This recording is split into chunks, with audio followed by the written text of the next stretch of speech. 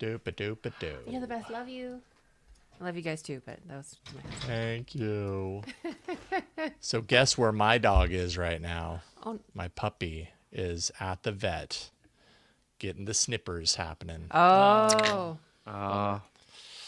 Getting the neutering. So Probably best for everyone, right? Yeah.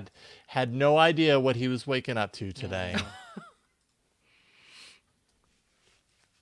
That's a bummer. Yeah. I don't know. I get so sad. It was so funny. I was watching Three Body Problem. Is anybody watching that on Netflix? And I heard a lot about it. Yeah, no spoilers or anything like that. But there is a scene. Never heard of it. It's Netflix. It's the people who did Game of Thrones' new show. Yeah, So D&D. Okay. Weiss and Benioff. Yeah, and it's adapted from a very dense, from what I understand, kind of almost hard sci-fi kind of hard kind of sci-fi, thing. super hard. I've read the whole thing. But there's a moment in the show where they're exploring long distance space travel in a short amount of time and stuff like that, and they're working with cryogenics, and there's a doctor who's working on cryogenics and tested it on a monkey and showed everybody the monkey was asleep in the cryo thing, and then turned it off and opened it up, and the monkey woke up and whatever, and I was just watching it, and I was pouting, and my wife was like, "What's the matter?" I'm like, "That poor monkey." And she looks at me, she's like, "It's CGI, right?" And she's like, "That's not a real monkey at all, in any way, shape, or form." And I was like, "I know, but still, I don't like Conceptually. I don't like when people harm animals. It makes me very sad." Yeah. I have a very soft spot when it comes to that. The book is very good, but it is very dense. Have you read it? Yeah, the whole series. Wow, it was my favorite sci-fi that I read in the last 10 years. Like, a friend recommended me the first book, and I didn't know anything about it. And as soon as I started it, I had to finish reading it for the sake of my job because I just couldn't stop reading it. Yeah. And then it's really interesting because all three books have very different tones. Like, the first one, no spoilers, is almost like a mystery where you don't really get the hard sci-fi initially. Yep. And then it just gets even harder and more abstract is not quite the right word, but really hard. But theoretical, or very theoretical, and it's really fun, and it asks a lot of great questions. I obviously, being a book reader, have many opinions about the show. I think there's a lot of stuff that the show did well, but you can tell that they're trying to take, as you said, Ron, a very dense story and D&D it into not Dungeons and Dragons, but David Benioff and yada yada. What's his name? Oh, you're referring to Game of Thrones? What? Yeah, D&D. David Benioff, and I forgot the other guy's name. So yeah. Anyway. Yeah. It's interesting. It's like the way they did the show. I feel like the first 3 episodes were like the act 1, where it was all that kind of mystery, and that's where we were kind of tied in. And then once they kind of revealed what it was, and it's been we've kind of lost a little of the esteem on it, although. It's gonna. I think we got 2 more episodes to go, or 1 more episode to go. So we'll see how. Yeah, it's crazy. How it's just they start going to second book stuff, and I'm like, oh, holy shit, that's a lot of. It's just stretching it, not stretching it, or even compressing it even more. Yeah. It's interesting. The boat scene was amazing. It's a lot more subdued in the book, but yeah, that boat scene. Yep. Yep. Anyway, no spoilers. Yep. It's good though. I've been enjoying it though, for sure. So I'm a huge Benedict Wong fan, so as soon as I saw that he was in it, I had to watch it. So I've just seen so many good reviews for it, but I just have not. There are way too many things to do, games to play, movies to watch, TV shows to watch. Yep. Articles to write. No one will ever be able to watch everything you want to watch. Well, that's why you got to pick. I mean, so if I could, we'll tie it back to Android. Mishaal, I use an app called TV Time, which allows me to, whenever I hear about a show that I find interesting or somebody tells me about or so whatever, you add it to your watch list, and then as you're watching a show, you keep, when you finish watching an episode, you check off saying, I watched that episode. It tells me the next one, and so it's great. So right now, I've got 4 active shows that I'm watching, probably more because there's some that aren't out yet. 5 or 6 active shows, but then underneath that, I have a whole bunch that I will get to. But the problem I've had over these in the streaming era we're in is that I finish a show and then I can't remember what that list was or whatever it was. So this really helps me to kind of pick what the next one is, and then you just kind of curate or craft your own experience on your own time. The trick is that if it's something that is immensely popular, either making that decision to watch it when everyone in the zeitgeist is watching it, so you don't get anything spoiled, or avoiding anything about it until you watch it, right? Like that, or just get spoiled, which is always a challenge. Yeah. I personally have a tracked.tv account, which does much the same thing, but it's like multi-platform, and there's a lot of apps available for it. Yeah. So that's another alternative if you're looking for one. Yeah, that's the one that I use to track when I get around to watching anything, which is not very often these days. Yeah, it's a problem. Even if you do have a list and you know what you want, what you have to watch, finding time. But it's nice to have a queue. It's nice to have that stuff listed up. So then it's like, all right, I have some time. What's there that I've been collecting ideas on? Yeah.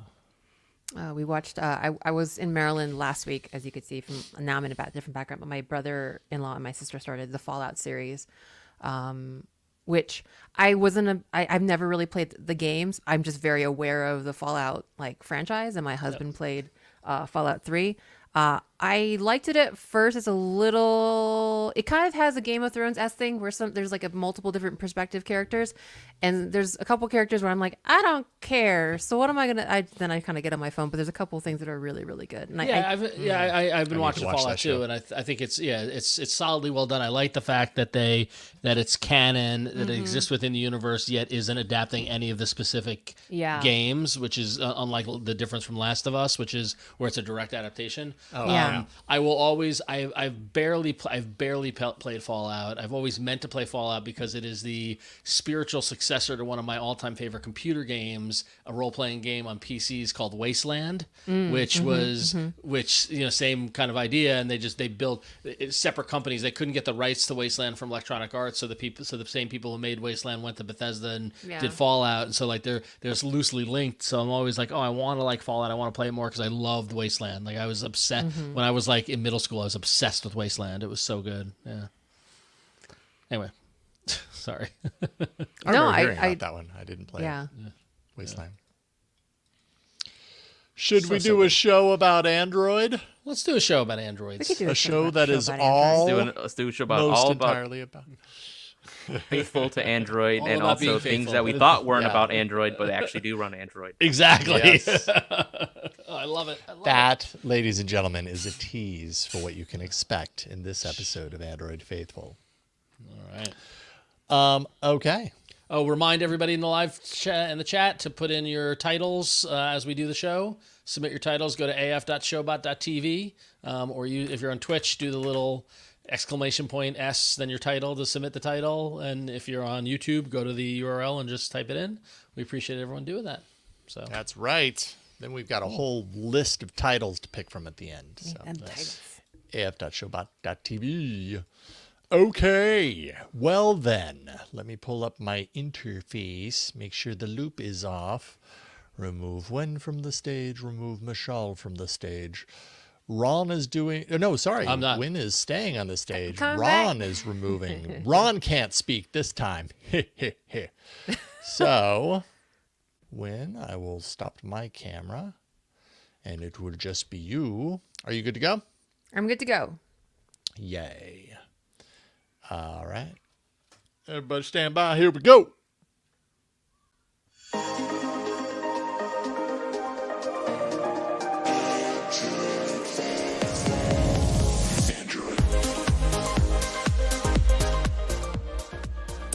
Hey, this is Android Faithful, your weekly source for the latest news, hardware, and apps in the wonderful world of Android. I am your dancey host, Huyen Tue Dao. I'm your serious host, Jason Howell. There we go. And I'm loving the energy. I'm Ron Richards. Not dancing, though. I'm your very tired fourth host, Mishaal Rahman. Right there Mishaal's with you, had man. a day. Very tired. Mishal, we've Sounds good. all had a day. We've all had a day. Before we went live, before we started doing the show tonight, Huyen said, sorry, I'm having a Monday, which, given the fact that it's Tuesday, tells you what Wednesday was like. Yeah. I had no idea. I That knew I had kind to of do the day. show, but I, for some reason, just thought it was Monday somehow. But I'm still here. So Well, been we're there. glad you're here. So We're been glad you're here because it's a nice. I was saying as we were prepping the show, it's a nice balanced. I feel like we got a little bit of everything this week in terms of what's going on in these quiet weeks before I/O.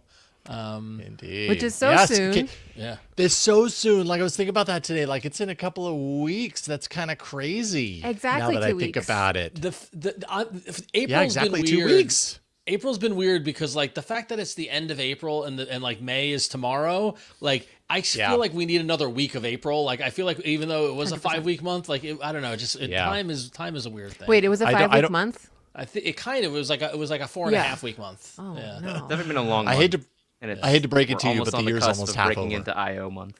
No, maybe is it always tax season? Because in the U.S., we have April 15th is like tax day, so I don't know if that like made everyone age like an extra 6 months or something.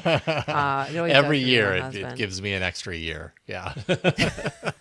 Oh man, that's crazy. But speaking of tax time, a lot of you probably have filed your taxes and you may have gotten a return. And if you did, congratulations. If you got a refund, that's great. What should you do with that extra money? Well, head over to Patreon and go to patreon.com/AndroidFaithful, where you could support the show. We do the show ever since we launched the show. We are completely independent. We're not connected to any sort of network aside from our partnership with our friends at DTNS. But this is all done through our love and blood, sweat, and tears to get together every week and talk about Android for all of you, the community, the listeners out there. So show us your support. We got different levels: $5 a month, $10 a month, $20 a month. Different various perks you can get. You get a T-shirt if you do $20 a month. If you want to do $500 a month, you could come on the show and be a co-host with us. That is possible. No one's done it yet, but I still believe someone will. But someday. Even more important, we're about to hit a milestone. We are 3 patrons away from having 300 total people following us on Patreon. It would be so great to hit 300 before I.O. So if you've been on the fence, if you don't know what to do with your tax refund, go to patreon.com/AndroidFaithful. We would appreciate it. We just need 3 more. So that'd be awesome. Premature celebration. Yes. And watching live, Clinton in the chat says $750 to not be on the show. You got it, Clinton. Sold. You could do that. We can, if you want to give us $750, we can guarantee you won't be on the show ever. Yours. You know what I did pre-spend my tax refund on this year was actually more merch. I actually got myself and my husband jackets for I.O. So yeah, if you want your own I.O. appropriate, but anytime appropriate, really, Android Faithful jacket, go to androidfaithful.threadless.com. Yep.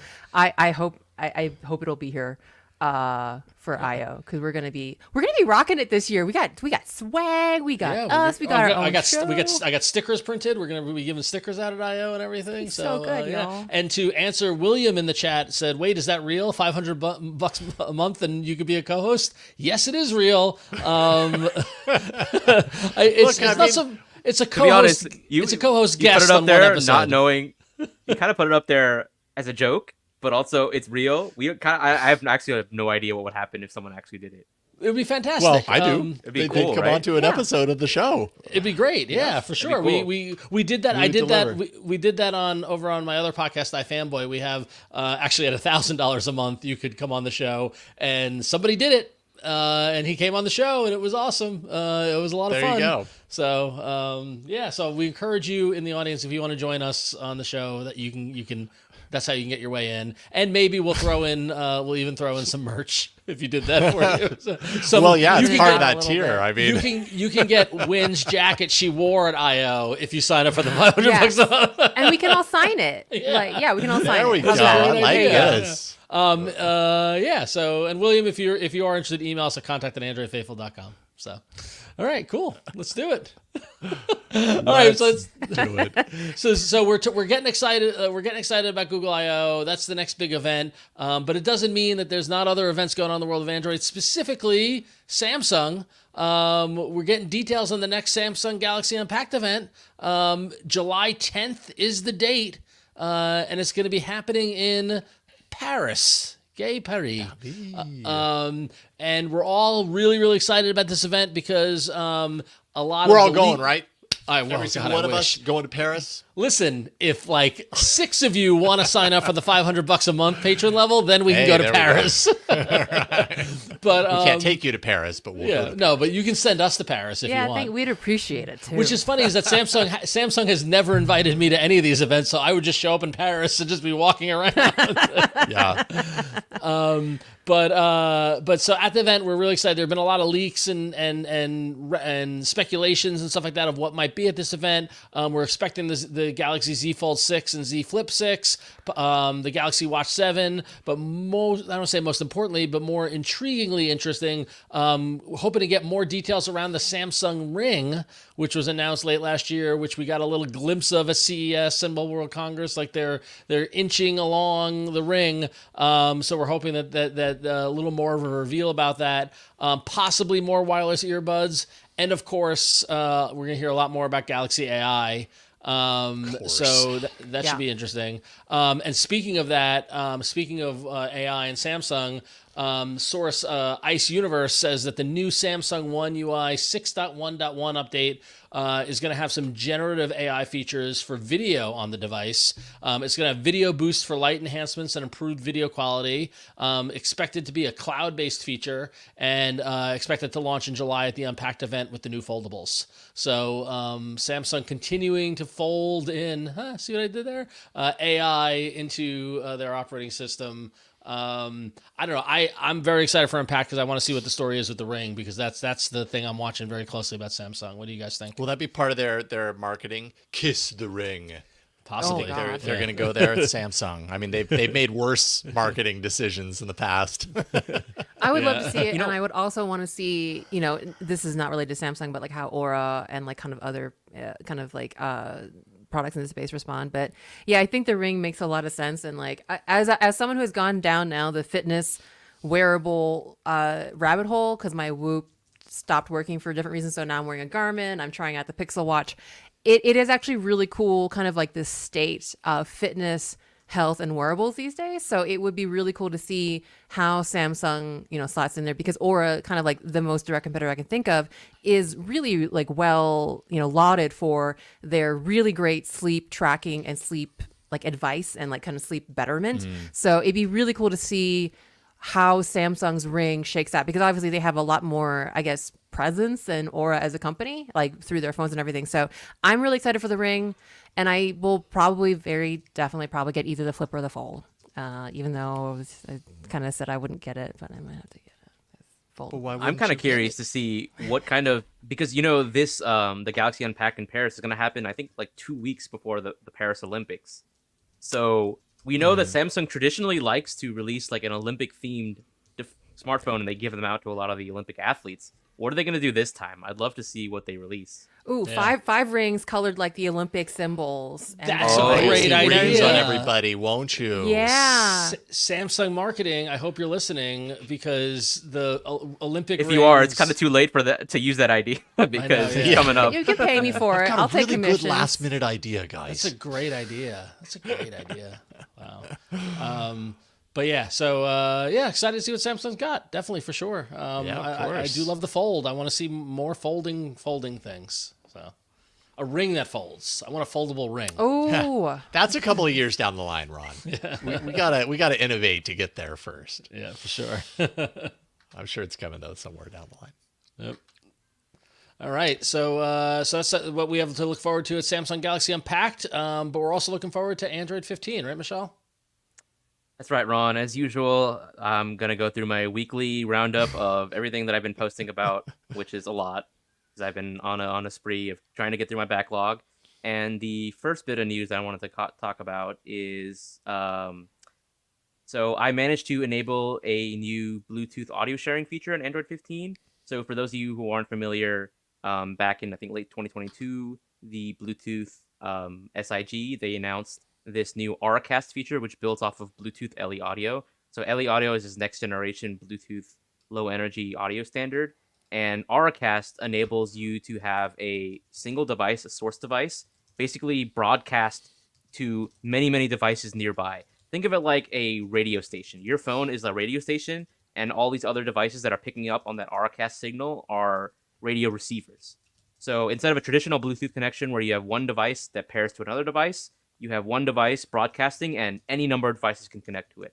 So this means in this photo, if you're watching the video feed right now, I have in the middle a Pixel 8 Pro that's broadcasting an ARcast stream, and that's being picked up by two devices nearby. On the left, a Samsung Galaxy S24 Ultra, and on the right, a Samsung Galaxy Z Fold 5, both of which are connected to their own pair of Galaxy Buds 2 Pro.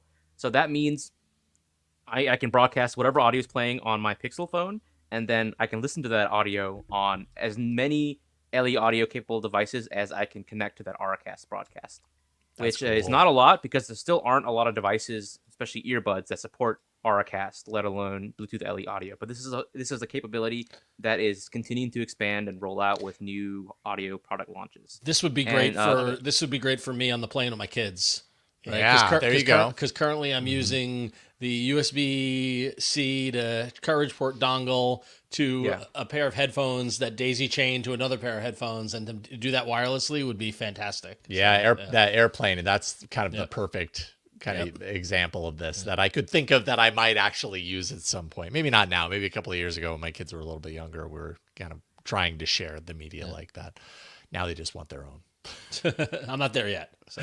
Well, you will be. Oh, God. Brace yourself. All right. And the next bit of content is a new accessibility option under color and motion settings on Pixel phones in Android 15. And this is a toggle that's, quote, it's named Make All Apps Dark, and it does exactly what it implies. It allows you to make any app that doesn't have a dark theme go dark. So even apps like Fitbit, which is one of the more famous examples that doesn't have a dark theme right now, you can enable this toggle and it'll force that app to go dark. Now, for a long time, Android has had a force override dark option in developer options. But that's something that developers can opt out of because that's intended to be a setting that developers can enable so they can test what their app would look like if dark mode was forced on them. But a lot of the apps either doesn't work on or they opt out of. But this new option, it seems there's no opt-out option. It just forces dark mode on any app. And it's a little different than inverting the colors fully, because inverting the colors can mean that you have images that get completely warped. Like my profile photo in some of these things, if I were to invert, would just look completely broken. So instead, this intelligently inverts some of the colors so that you have a somewhat working UI. You don't have really bad contrast issues, but still, if the developer is not natively supporting the dark mode in their app, there's still going to be some contrast issues because it's not something that the app developer is doing. It's something the system is forcing on them. I would like all of our audio listeners to note Wynn is making a face like she just sucked 3 lemons. I don't think, it's not a face, it's a grimace. There's a deep grimace coming from Wynn.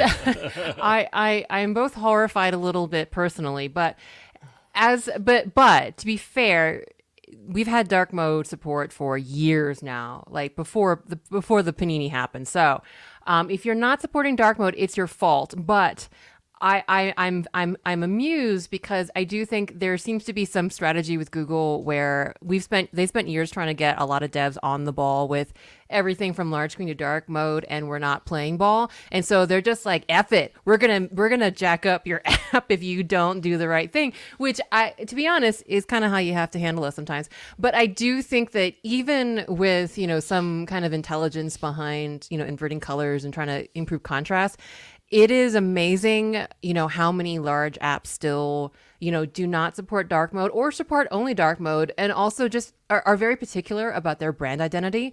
There have been so many times where even as a dev, we have fought design, and it's a good kind of tug of war with, the design and wanting to maintain brand identity and, kind of trying to have an experience that feels coherent with a company, but then also from the dev side, wanting to, make things work or, addressing things like dark mode. So I just think it's really interesting. I just feel really bad for a lot of companies where I can just predict, I can just tell from how people tend to have their own color systems or just want to do their own thing, that this is going to go real bad in a lot of places. Well, and that's the whole thing, is that there's I'm sure they're making adjustments or whatever to make it not as bad, Mishaal, as he said, but this seems to be a case of, we want you to do this, so now we're going to force you to do it. Absolutely. Well, okay. 100%. One thing to note is this is explicitly being put under accessibility options. So you have to dive into settings,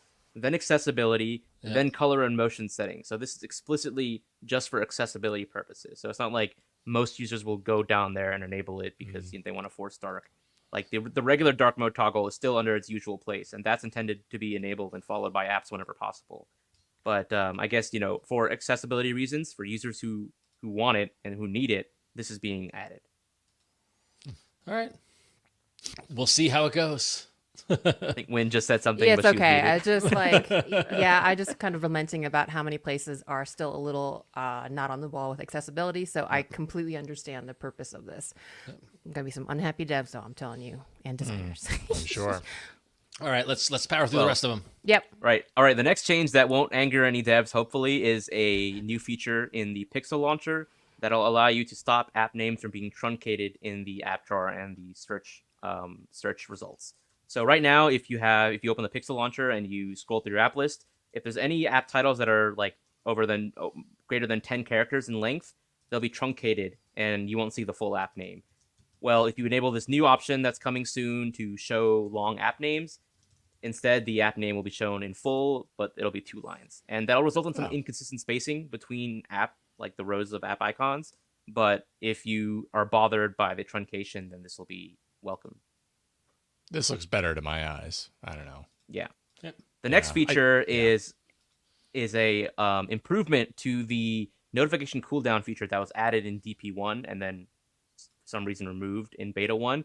This option allows you to toggle when notifications should vibrate. So this notification cooldown feature, basically, if you get a lot of excessive notifications from the same app in a really short time period, this feature will gradually lower the notification volume so that you won't get spammed, with like ping, ping, ping, ping, ping in your phone in your pocket, when you get a whole bunch of messages. And optionally, this new vibrate when unlocked toggle allows you to choose whether or not those same notifications will also vibrate your phone or not. So how you get like 10 notifications at once from the same app and your phone goes crazy in your pocket vibrating?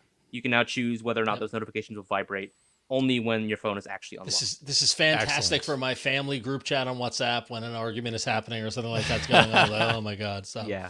yeah. All right. The next change is something that is a lot of people have said it reminds them of iOS live activities. So Google is testing a relocation of the At a Glance widget on the lock screen to the very bottom. So right now, the At a Glance widget is located near the top, right below the date on the top left.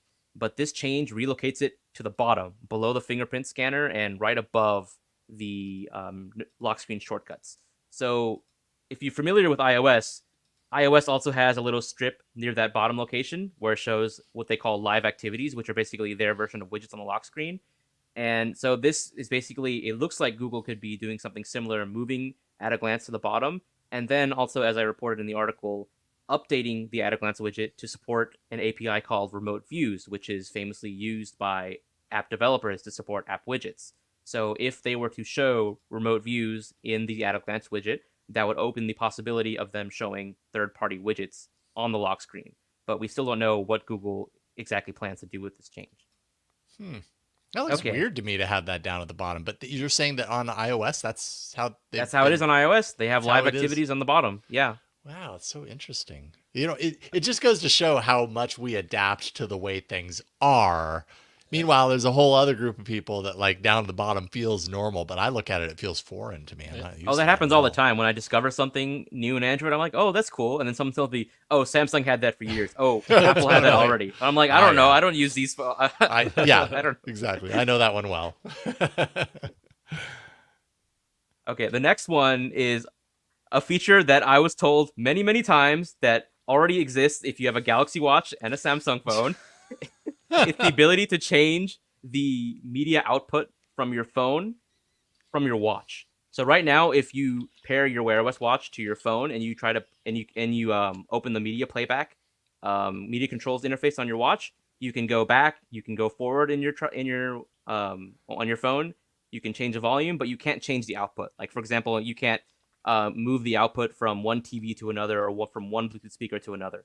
Well, this change, there's a hint in Android 15. They're adding a new permission that would allow the companion watch app to control the media output of your phone.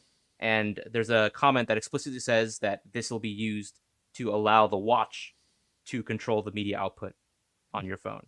And there's no hints that the Pixel Watch companion app is being updated yet to support this, but I would be shocked if Google is adding this API and this permission and they're themselves not going to be using it. All right. Lastly, there's a update to the layout of the lock screen and the notifications panel in Android 15 that can make it more landscape friendly on phones. So right now, if you turn your phone sideways and you pull down the status bar, the layout kind of wastes a lot of space because notifications only take up like half the width, and the row of quick settings icons is like a strip at the top. So there's a lot of wasted space that could be used more effectively because there's a lot of buttons in the panel that are missing, like the settings shortcut, the foreground services task manager, the the multi-user switcher, etc.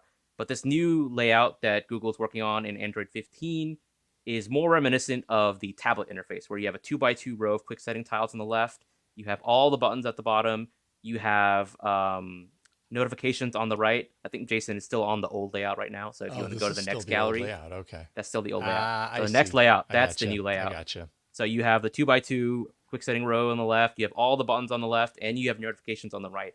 Everything is being used really effectively. There's no wasted space at all, and it's pretty much similar to what you have on a Pixel tablet right now if you were to pull down the status bar. And they're also working on optimizing the lock screen to add a landscape layout, because right now you can't use the lock screen at all in landscape mode on a Pixel phone at least. But they're adding a landscape optimized UI for the lock screen, so you can completely unlock your phone, view your notifications, do everything while using your phone in landscape mode. And this is still unfinished because there's still some visual bugs, but I'm hoping Google irons out the kinks and they roll this out with the stable release of Android 15. Curious developer question. Other than media, how many times a day, a week do y'all use your phones in landscape? Ignoring media, because that's the very obvious use case. Oh God, ignoring media. Ignoring media. Hardly Less than ever. 5%. Okay. I mean, unless I open a game that forces me to do landscape, that's ideal. So this for is something landscape. that I was Yeah. actually kind of debating. What's the purpose of this? And the thing I think might happen, this is just a wild guess right now, is we might see iOS has that standby mode where you can dock your phone landscape and see all the screensavers. I would not be shocked at all if Google is working on something similar, because we know that they're eventually going to be releasing phones with Qi2 wireless charging. So why not have a charging stand that you can magnetically dock in landscape mode and be able to use your phone completely in landscape mode? That would not surprise me at all. Yeah. Yeah, I don't know. What about you, Win? Are you ever using landscape Hardly for ever. anything I other mean, than even media? these days for media, hardly ever. Yeah. But it comes up a lot. I mean, so this very much seems like especially if Michelle, if you're correct, this is more like for Google's purposes, they need to make this better. Whereas me as an average app dev, it's become increasingly clear that most apps will just lock it in portrait or just give you a kind of subpar experience in landscape, yada yada, especially on a phone. Tablets are a little bit different. So it's just kind of interesting to me, whether I could ever use this as, hey, Google's investing in better landscape on phones to kind of convince people that, maybe we should make our apps in all configurations on all devices look better, or whether the ROI on that is so little that, maybe we'll just keep locking in portrait, and then Google can do whatever they need to do for whatever cool thing they're doing. Actually, Win, I got a quick question. Yeah. You have your Pixel Fold, right? Uh-huh. What happens by default? It's in landscape mode. What happens if you flip it to portrait mode and then pull down the status bar? Okay, so it on the inner screen? On the inner screen, flip Okay. it around to portrait mode, Uh-huh. and then pull down the status bar. Oh, it is What does it definitely look still like? in portrait. It is not, it's... Not switching. Can I show you this? Hold on. Maybe I'll hold it, really close where it, kind of looks like that. See, so that's the UI that's kind of not that. That's kind of like a phone UI. Yeah, it is. But I wonder if they're going to 100%. show what happens if you flip it the other way in the landscape mode? Does it show the tablet? I got the lock screen tablet left? one, yeah. Sorry, you can, yeah. So I wonder if that's what they're going to do. If this change will also make it so you have that UI, but in both orientations. That's probably safe, right? Y'all can't see anything going on. Also, it's just Yeah, no, doorbell it's- you can't notifications. see. Okay. Yeah, But no, I'm curious if this change will enable that landscape notifications UI to be shown in both orientations. this is a lot better too, though, because this is very much in the style of a proper tablet Yeah. landscapey. So I do like this. I'm very grateful for this, especially in the inner screen of foldables. Right. Right. Oh, I wonder how it would look on a Samsung Fold or the OnePlus Open. I should check it out because those are more portraity. Okay, Yeah. we'll see. Something to experiment. Report back next week. Cool. So, Homework. All right, cool. Well, thank you, Mishaal. Cool. How much more of this on Android 15 do we have to expect in upcoming weeks? A lot more. A lot more. The backlog shrinks ever so slowly every week. It seems like it's like a hydra. Every time you report on one, 3 more appear. Yeah, So right. it's- Exactly. Well, we appreciate the hard work you put into it. So. Indeed. Love it. Comprehensive. Well, you were speaking a little bit about the Pixel Watch there towards the end of your report. And we got a little bit of Wear OS news, growing its market share in the smartwatch industry, with projections showing it will gain nearly 30% of the global market in 2024, if you exclude China from that, where I think Huawei is pretty much reigning supreme in that region. Wear OS expected to ship around half as many units as Apple Watch in 2024. That's actually a big increase from years past. Wear OS, the growth in Wear OS, obviously, like there's a lot of movement and momentum with Google and with Pixel working together, or Google and Samsung, sorry. And then you got the Pixel Watch, you got the OnePlus Watch 2. There's a lot of things happening with Wear OS right now that I feel like is really positive, and it seems to be potentially connected in some way and related to an increase in global market share. So good news coming to Wear OS wrists all over the world. If only they all knew they couldn't change the ringtone. That's the one thing they can't do yet. That'll be a big That's- On I'm the hoping Pixel Watch. It's on my IO bingo card. I'm hoping. So What, a Pixel Watch 3? no, just the ability to Find change the first Wear OS ringtone. product manager, grab them by the shoulder, and say, "Hey, add ringtone support." The people need it. They want it. So And he'll speak into a walkie-talkie like, we got to get this guy out of here right now. He's asking the really hard questions. That's all I got. all right, cool. Well, it is time for the patron pick of the week. Every week, we ask our lovely patrons to pick one of 3 stories for us to cover. And not only do we have a patron pick, but we have a patron pick where we also are crowdsourcing our wonderful patrons to give us some lovely Android news. And to be clear, it's not just any listener can Oh, sorry. can Any submit listener, the- my bad. Can submit this Any picture. listener, my bad. Yeah, Sorry. so, Any yeah. listener can submit a kind of like a banner image, a hero image, very appropriate for this week, a hero image for our patron poll of this week. And this is really appropriate because this week's is absolutely magnificent, and it's from Kyle Brown. And you have a heroic, kind of almost James Bondy. I think actually I got a very James Bond vibe where the bug droid has like a tuxedo on. He's got a briefcase carrying the Android news, and he's boosting away on some kind of like jet away from some almost like a what was the Bond villain with the metal mouth? The Jaws. It was not Was it Jaws? It wasn't. No, God, it who was was that? Oh God, now I'm blanking Jaws, on that. yeah. Jaws, it was Was it Jaws, but Jaws? a Yeah, very Jaws, Jaws-esque metal Yeah. evil android and lots of rockets and missiles flying in the air. It is amazing, There's fantastic, a lot and going on perfect. in this picture. It's amazing. It's busy. But like the heroic bond droid that we have this week for this week's hero image, we too will endeavor and work as hard as we can to bring you some righteous news. And for this week, the patron pick, and I did not actually. There we go. We had three options, of course. The least picked one was the Vivo X100 series is making its global debut with impressive camera gear. Second place goes to a story about Moondrop taking shots at Apple in its latest ad for its audiophile Android phone. But the winner this week is something that I think we all can get behind and we can all like, and that is that finally the Play Store can download 2 apps at once. So if you are on the latest version of the Play Store, you might be able to see that if you are doing, note, a new install, and you decide to install kind of like multiple new apps all at once, you can download up to 2 of them simultaneously. Any more than 2, then you're going to get the familiar kind of pending message on any subsequent installs. But again, if you're downloading a whole bunch of brand new apps, kind of like when you're changing phones, you will get it a little bit more kind of like concurrently done with this new feature. No, it does not work for updates, which I think obviously you can probably imagine is probably the most common use case for most of us, having a lot of apps to update. So yeah, no, those are still kind of one by one, but who knows? Maybe this is just laying groundwork for simultaneous app updates. But if you aren't in a position where you're downloading, just a ton of apps, just going, new install crazy, it might just work out a little bit faster for you. Android Authority and 9 to 5 Google have confirmed that this is working on, I believe, the Galaxy S23 Ultra, as well as various Pixels. So if you're on the latest version of Play Store, go ahead, check it out. And I don't know if you're going on an install binge. Let us know if you were able to double dip the download. If anything, this will make setting up a new phone go twice as fast. There you Twice go. as fast. There's that. Take half the time, which is still maybe a lot of time, but definitely half is better than. Because I feel like that's the main nothing. time I'm lamenting one app install at a time. Because come on, Your phone's getting all hot. Yeah, exactly. Churning and churning. What this makes me realize is how little I interact with this in my usage of Android now. I remember the days many years ago where I was interacting with the Play Store a lot and, installing lots of apps, probably for the arena more than anything on All About Android.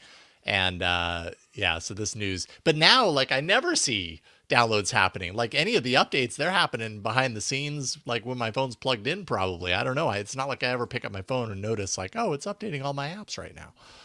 Yeah. It's not something I'm even aware of anymore. I'm gonna say I'm very disappointed because I was rooting for the Moondrop one because I really was hoping that the Apple Swipe and a weird piece of hardware would get everyone's interest, but here we are talking about apps downloading. So there you go. I know. Well, Sometimes there it you go. doesn't go in your favor. I Ron. know. Sometimes it doesn't go what I wanted. You are not Fine. the audience. You are not the patrons. Yes, You got to exactly. pick. But who are? You are not a patron like the folks that are going to get a wonderful shout out today with love from us to Mark Roberts, James McCarty, David Horowitz, Jeremy Kroll, Paul McKenzie. No, Ron, you don't get the love and shout out to patrons like those who are helping us keep the lights on and the news coming. Thank you all so much. And again, if you like what we're doing and want to join the patron picking and get in on this patron love, you can go ahead and support us at patreon.com/AndroidFaithful. And we thank you for your support. Very much so. Very, very much so. Yes, indeed. All right. We got some hardware coming up. Woo! All right, Mishaal, let's start with you. What you got? Okay. So the Pixel tablet, as we know, launched last year at Google I/O, but it was positioned as a smart home hub, basically a tablet that you can dock and undock on a dock that Google sold for, I believe, $139 or $129. It was quite expensive. And in fact, the tablet came with the dock. It was included, and you could not buy the tablet without the dock. But now it looks like at this upcoming I/O, Google will be announcing a new version of the Pixel tablet, but without the dock. And they'll also be selling the long-rumored Pixel Pen and stylus accessories. These rumors come courtesy of notable leaker Arsène Lupin. I don't know why they go by that name, but obviously they're trying Mystery to, Lupin. mystery, the mystery, the French famous gentleman thief. But they have a solid track record in leaking hardware products, and they say that Google will be selling the pen and the stylus for €100 each, which I think is quite pricey for That both is devices. pricey. Yeah, man. So Yeah. pen and keyboard bundled together for €100. Oh, wait Well, a it minute. says actually they see €100 So per. pen is 100 and Bluetooth keyboard is also another 100. Oh, so Man, it's that's 200 pricey. Ooh, That's Yeah. for a Bluetooth keyboard. Interesting. How much does the Apple Pencil cost? Just out of curiosity. What is that? Oh, I think Apple Pencil is also kind of absurd in price. Yes, But it you is. wouldn't. But if you want to compete with Apple, you don't want to. yeah, I use the wonder- same pricing, right? It's probably not. That's one a of the reasons direct I like the comparison. OnePlus Pad, by the way, because I think their accessories are pretty $129. dang affordable when you bundle them with the tablet. But we'll have Apple to see. This Pencil, is still just a $129. rumor. We Yeah. don't know if that's going to be Yeah. the price. If you convert that price, that's going to be the price in the US. Is it going to be $99 in the US? I hope not for each accessory. And whether or not there's going to be other discounts, whether or not the base price of the tablet will be decreased because they'll be selling it without the dock. We'll see. Very interesting. Well, Starting to get more of a sense of what we're going to see at Google I/O. Well, to continue that intrigue, we got some. The Google Pixel 8a is also in the rumor mill, in the leaking area, Churning. Because the Pixel 8a release is on the horizon, especially with Google I/O coming up, and we all know the timing of when the 7a came out and that sort of stuff. So get a sense of it. But the latest leaks around the Pixel 8a are describing a AI amazing camera.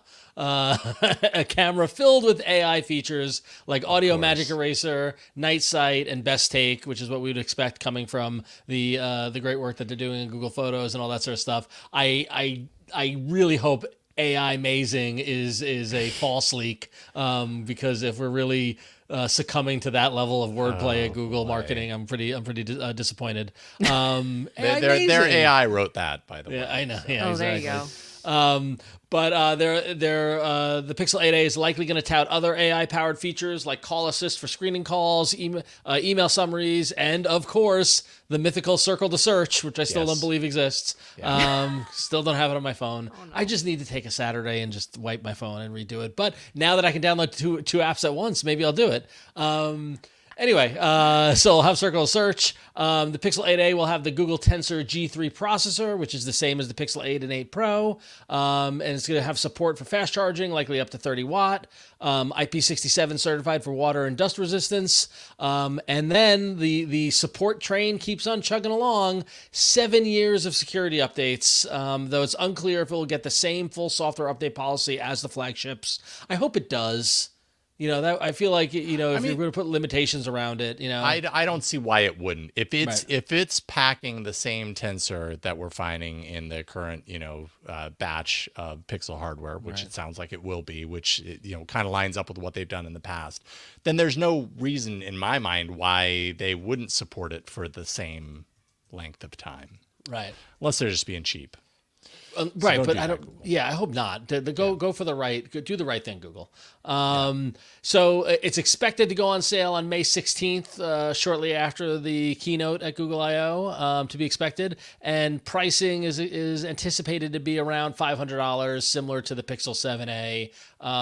And once again, we're in a spot where we're 2 weeks before the show, and we pretty much know what the announcement is going to be. So the Google playbook keeps rolling along. But I'm glad to see the 8a is continuing. If the rumors are true of what to expect with the Pixel 9, if they're gonna bundle, if they're gonna have every flavor of phone in that one launch later this fall, this might be the last mid-year 8a release that we see. I don't know. If so, then this could be a moment in time of the last time a device came out in the summer or late spring. So we'll see. But yeah, we'll have to find out at Google I/O, I guess. And can I just say, that is a catching color of green. That is a lovely. I would totally buy that. I do like it. I do like the color. Bold colors. Give them to me. Mm-hmm. It was very funny because just this past weekend, I went to Home Depot with my wife's uncle, and we were halfway there, and his phone rang, and turned out it was not his phone. He had picked up his wife's phone. They both have iPhones, and she was calling him to say, "You have my phone," and he's like, "Oh my God, that's so funny." I guess it makes sense because we both have iPhones; they're the same shape and size. And I held my Pixel. I'm like, I never have that problem with my wife and her iPhone. She always knows this is my phone, so we never really run into it. So that was almost a commercial right there. I know. I never have that problem with my phone. So, all right, cool. So that's it on the Pixel 8a. All right. But what else, Win? What do you got on the Chromecast side of things? We got a new Chromecast in the works. So a 9 to 5 Google source has confirmed that Google is soon going to be launching the successor to the 2020 Chromecast with Google TV, and so we're gonna be looking at a 4K Google TV. So we don't know a lot about it yet. We just know that they're working on it. We did, I think, the end of last year, get a peek at a new remote that will be coming with this new Chromecast with Google TV. It's very similar. It's a little bit longer.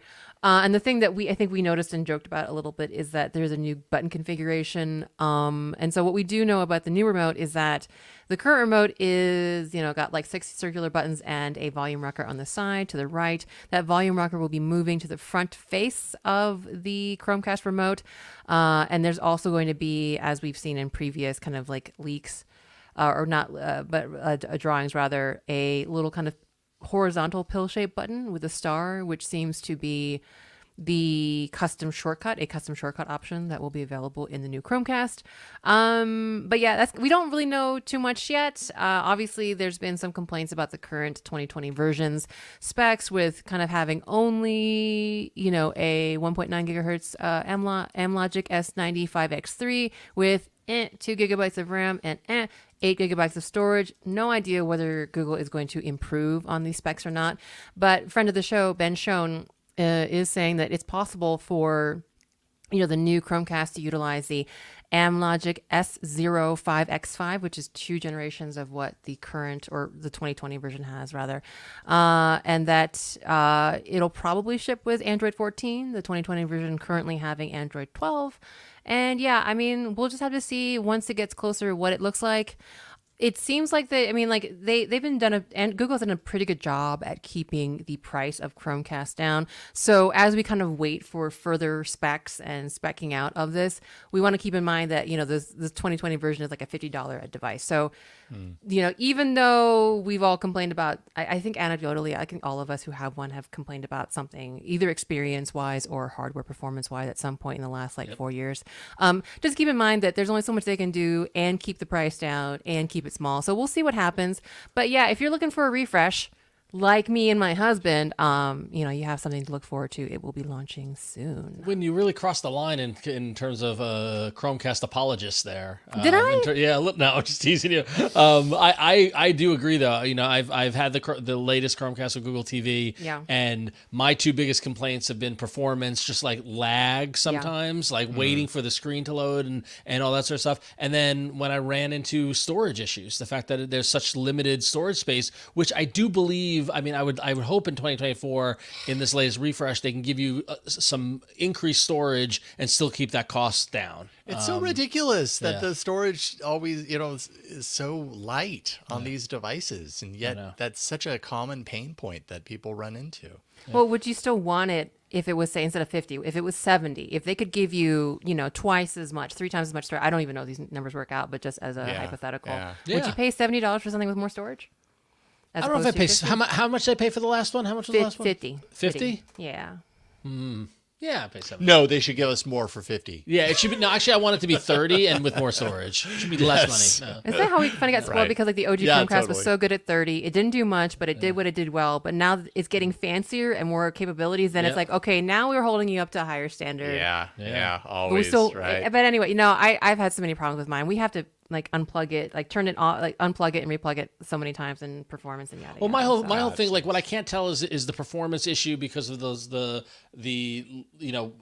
lesser processing power, or because I have it on Wi-Fi and I bought the dang Ethernet plug, but I never ran Ethernet to the living room. No. So I part of me wants to experiment with that, but I do, because I do get that more often than anything, is the lag waiting for the main screen to load or anything like that. I haven't got many ads recently. Remember a couple of weeks ago, I was like, I got an ad. I haven't seen many ads. So I don't know what's going on there, but I still have the NVIDIA Shield tube, the Shield TV tube. That's what we have in our living room. And that thing's starting to kind of get a little glitchy. I have to, pull the plug on it and replug it in once every couple of weeks or whatever. It just gets frozen. I still have mine. It's just sitting. It's collecting dust right now. I'm waiting. We're gonna finish the basement, and then I'll need it down there. But we have a Shield in the basement. I'll have to ask my husband if he's noticed anything. I don't go down there much. Cool. It's his room. Interesting. Well, we've got some pretty interesting app news coming up here. We do. But before we get to the interesting stuff, let's talk about the stuff that just makes me angry. Maybe not angry, but frustrated. Okay. I love Rene Ritchie. He's awesome. Friend of the show. Used to work with him at Twit. Cool guy. He's YouTube's creator liaison. He actually did a video chatting with YouTube's chief product officer, Johanna Vulich, about podcasts on YouTube Music. And it's worth watching. I mean, it's like a 7 or 8 minute interview.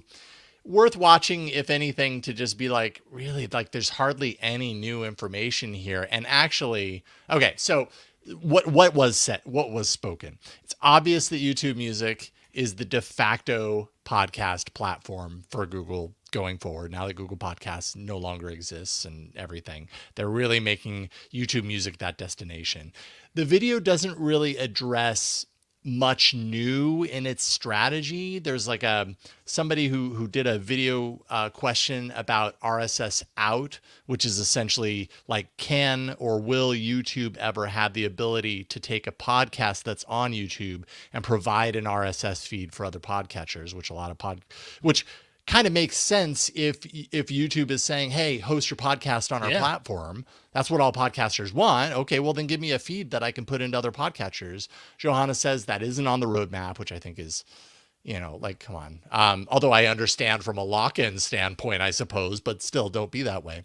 She does then point to RSS in capabilities, which is essentially their recent addition of allowing you to feed an RSS feed into YouTube so it can import. But the thing there is, and they don't talk about this in the video, is they're breaking it in the process. They completely decouple the content that's in the RSS feed from the feed itself when you do that.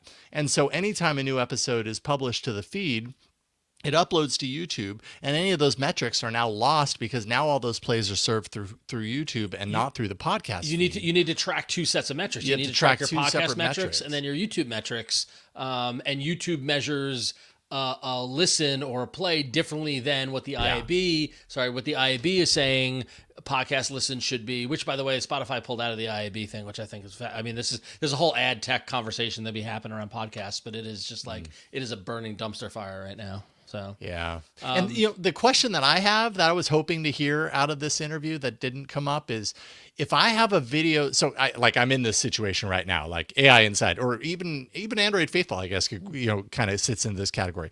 We've got a video podcast that we host on YouTube. We've got an audio podcast that we have in RSS. And what YouTube wants is for you to import your audio RSS into their system.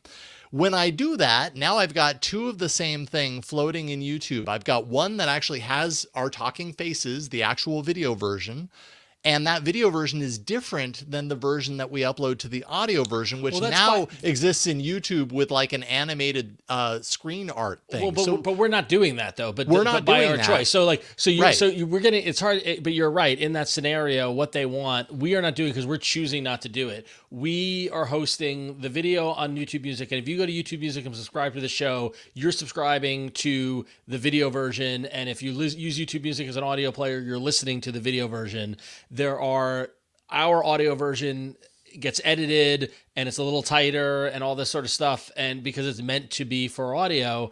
But this goes back to the same conversation that we've had for a while, Jason, which is YouTube is video.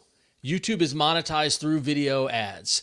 All this whole podcast play with YouTube Music is to get more content to convert into video to serve more ads against, and it's done flying in the face of 20 years of podcasting, and kind of all the work that's been done in the podcasting industry, and it's just so freaking annoying. And most recently I saw in the New York Times there was an article about how basically podcasts have to go to video, and how video podcasts are way more popular now. And the headline is, with YouTube booming, podcast creators get camera ready, right? And I saw this article, I was like, this is YouTube's PR. This is the power of Google's PR, planting an article in the New York Times to get everyone who doesn't know about podcasting to think, oh, this is what it is now. Right? It's a coordinated effort, not to get too, basement tinfoil hatty on it, but like, this is clearly driven by YouTube has a mission, and Google has a mission to get more content in there purely so they can run more ads. It's all what it boils down to. And it's just so frustrating. Yeah. So frustrating. Yeah. Well, I think, and this is a little inside baseball, less Android, more podcast stuff, I think, to a certain degree. But the thing that frustrates me about that is, like, if you take this show, for example, or one of the things that frustrates me, we stream Android Faithful to the YouTube channel live in real time. the version that you get when you watch it on YouTube is going to sound different than the version that you get in audio podcast, because for our audio listeners, we actually download all of the source files, we remix it, we master it, we make it sound better. And so the version you get on YouTube is actually kind of a lesser quality, but yet this is what through this system is feeding podcast listeners in YouTube Music who might not even be watching or just listening. Yep. And it's just a broken system in my mind. But yeah, YouTube has a lot to gain from convincing you that it's not, and that their way is better. And she even points this out in the interview that, like, the legacy thought of like feeds, I can't remember if she said it or Renee, but the legacy thought of like RSS feeds and everything, that's old school thinking. Yeah. This is new school thinking. And it's like, no, you're breaking the whole idea of podcasting by doing this. I'm sorry. I don't agree. And the great thing is that, I can't even, oh my God, I just was going into our podcast stats to see how many of our listens come from YouTube Music, but I can't because they're not using the RSS. Yeah, right. No, right. See. It's done. It's so frustrating in that it's almost like Mean Girls, like stop trying to make fetch happen, right? Like it's like they are throwing their weight around and saying, no, this is the new way of doing it because we say so, and it's flying in the face of, like, again, 20 years and thousands of people have done hard work and have built this whole system and believe in it and want it. So yeah, it's frustrating. Yeah. Anyways, so that's that. Rant over. Ron, you got an app, and then we got to get to Mishaal. Yeah, we sure do. We got stuff. But real quickly, this is awesome. So there's an app called Precise Volume that replicated the Android 15 volume panel redesign. So Mishaal actually wrote about this and brought it to our attention, so thank you, Mishaal. It costs $5.99 for the Pro version to enable the feature, and what it does is it replicates the UI and features sticker sliders, collapsible layout, animation similar to the official Android 15 design, although it does lack the media output switcher, because you imagine that's very OS driven. Precise Volume's main functionality is providing granular volume control with up to 1,000 steps compared to Android's default 15 to 25 steps. So this is great to see the innovation in the place in the world where we see the direction Android 15 is going in. A developer goes, I could do that, and makes it available to anyone not on Android 15. So good find, Mishaal. This was pretty cool. So I love this stuff. This is like peak Android to me. Yep. That's exactly it. Yeah, totally. Exactly. And especially in the hacky way it goes about it, it uses an accessibility service to intercept key presses of the volume keys, and then it uses the overlay API to draw its own overlay of the volume panel in place of the original one. Stuff you can only do on Android. Yeah. Yeah. Because what's going to happen is, like, maybe if more apps like this show up in 3 or 4 years, it's possible that, Google might make it easier to do this kind of thing, or just access these things for, I don't know specifically volume, but often it very much happens that we break it and then they're like, fine, they really want it, we'll make them an API for it. So kind of Bubbles was like that, like the chat bubbles. Not that I like chat bubbles nearly as much as I like this. Before we move on to the next story, which is a banger, I did go into our YouTube analytics, into their podcast analytics, and they do not discern any difference between YouTube proper or YouTube Music in their podcast analytics, as far as I can see. I can't tell you how many people are listening on YouTube Music versus regular YouTube, which is on purpose, right? So they just figure it all one and the same. Although I'm a little surprised about that, because YouTube is so good about analytics. I mean, they're great about analytics, but traffic source is not even listed. It's just is it considered other YouTube features? I don't even know. Right. But the funny thing is, even in the podcast analytics, the main metric in the overview is views. Yeah, right. Even if it's listened to. Sorry. Anyway. All right, Mishaal, I got my popcorn. Let's do it. Oh boy. And for those of you a little inside tea, the reason I was silent for like the past 4 stories is because right as I just happened to check my DMs, my notifications, and I got a DM from Rabbit PR sending me a statement. So like now, literally live updating the story I'm about to cover. You got to set it up, dude. Right as I'm doing this. So to set things up, those of you who aren't familiar, who just for some reason aren't subscribed to Marquez Brownlee on YouTube, the biggest tech tuber, has seen the reviews of the Rabbit R1, and they've been very scathing about the utility of gadgets like the Rabbit R1. Now, I'm not going to repeat exactly what they said, because the reviews have been pretty unanimous about the utility, which is not very much. But a lot of what they've been saying is, why aren't devices like these just shipped as an Android application instead of bespoke hardware? Well, earlier today, I received a tip from someone who got their hands allegedly on the launcher app from the Rabbit R1. And this is an Android app that I was able to sideload and install on my Pixel 6a and actually get up and running. It's a system app, so I had to root my phone and install it like that. It wasn't just a regular drag and drop, but it's a full-fledged Android app. Parts of it written in Flutter. There's a lot of libraries used, like a barcode scanning library is very popularly used. And after I was able to get it up and running, I was able to go to setup process. The hardware button on the Rabbit R1, I was able to just press the volume up key, and that apparently was maps to that button.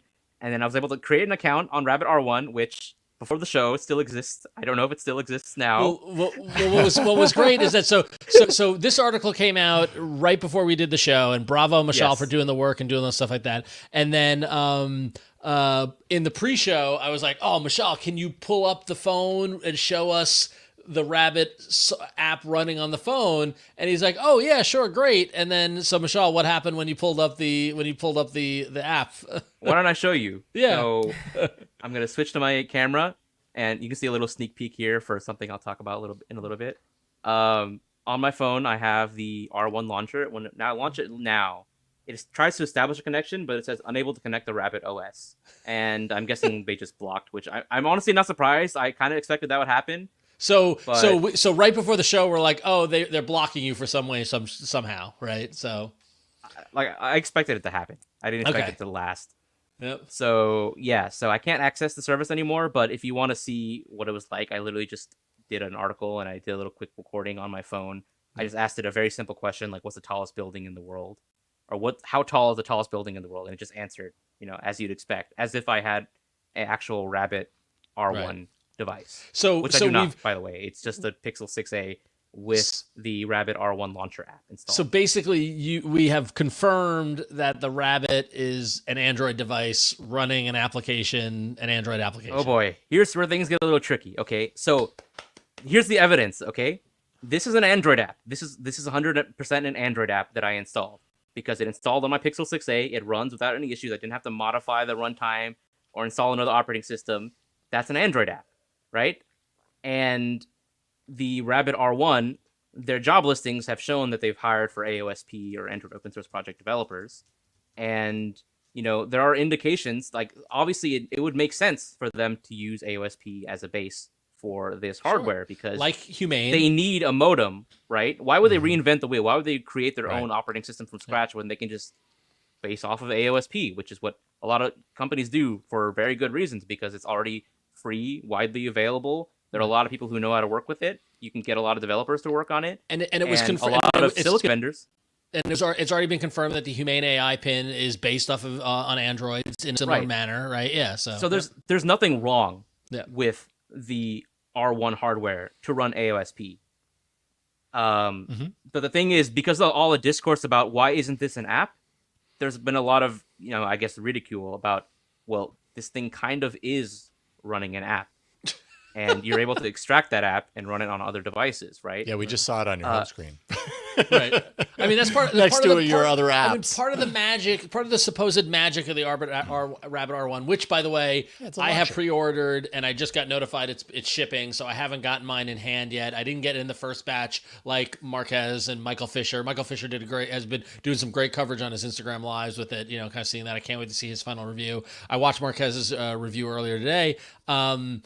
And the whole premise in their whole marketing is that this is a AI powered assistant. It's a little buddy in your pocket, and it can do all these things, and it can only do them on our device, right? That's the whole premise of this, is that this device is the thing that unlocks the access to their large action model, which is their flavor of AI.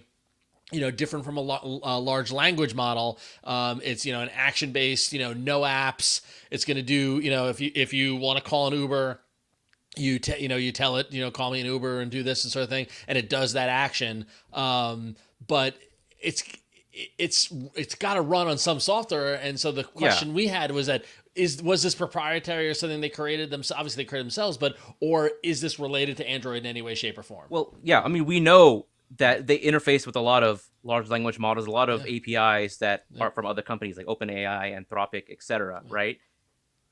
And we know that this inferencing is not happening on this little tiny handheld device. Right. Because if Sending it out, yeah. that could do it, then your phones could do it, and your phones can't do all this stuff yet. So it's definitely not running locally on the device. It has to be running off the cloud, which begs the question, what is running on the device? And it makes sense for it to just be an app that interfaces with some cloud-based service, right? Like it's a client. And it makes sense for it to be right, especially given how small the battery is, as I mentioned, and all the specs and everything about it. All right, so there really shouldn't be much controversy, but it's just because of the discourse around whether or not this product should even exist as a piece of individual hardware versus being an app. That's kind of why it blew up. Right. And for full disclosure, Rabbit did send me a statement. I will read it on air. Jason, I sent you a link to it in the private chat so you can show it. Yep. And just to read what they said to me, this is just literally sent to me like 30 minutes ago, by the way. They said, Rabbit R1 is not an Android app. We are aware there are some unofficial Rabbit OS app/website emulators out there. We understand the passion that people have to get a taste of our AI and LAM, which stands for Large Action Model, instead of waiting for their R1 to arrive. That being said, to clear any misunderstanding and set the record straight, Rabbit OS and LAM run on the cloud with very bespoke AOSP and lower-level firmware modifications. Therefore, a local bootleg APK without the proper OS and cloud endpoints won't be able to access our service. Rabbit OS is customized for R1, and we do not support third-party clients. After today's OTA, or over-the-air update, we implemented multiple cloud verification improvements to validate the device/client requests. We reserve all rights for any malicious and illegal cybersecurity activities towards our services.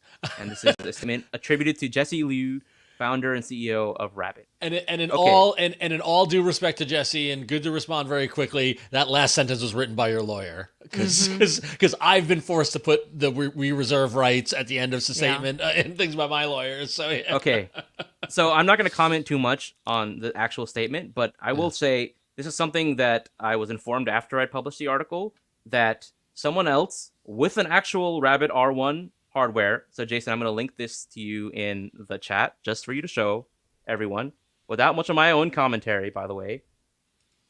Okay, so if you open this YouTube channel, someone else with an actual Rabbit R1 device has managed to get regular Android apps running on it. They got Discord, they got Doom, they have an app launcher, which I think is that popular launcher for foldables that I forgot the name. That's not working. And they have regular apps running on it. So make of that what you will. That's great. That's very funny.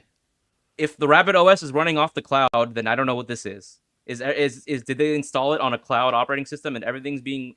If this device is literally just running, just connecting to a cloud, based Android device, because in the end, Rabbit OS would still have to be Android based, even whether or not it's running on the hardware or it's running in the cloud. No, it would have that doesn't change the fact that it's Android, because if you can install these apps, then it's Android. Yeah, he says whether it's running locally on the R1 or in the cloud. He says it's a bespoke AOSP. The statement does mention AOSP, so that is confirmation. So like there's some somewhere in acknowledgement there of that. is AOSP. I understand the position that their magic is what's running on the device with the cloud endpoints, but what I don't understand is it worked on your phone earlier today, right? And so, and clearly you didn't have whatever firmware, and like, was that part of the OTA, and you just happened to, like, you assume they're blocking me, but did you happen to catch it before the OTA rolled out, I guess, or what? Or there's also another question. That's my guess. If this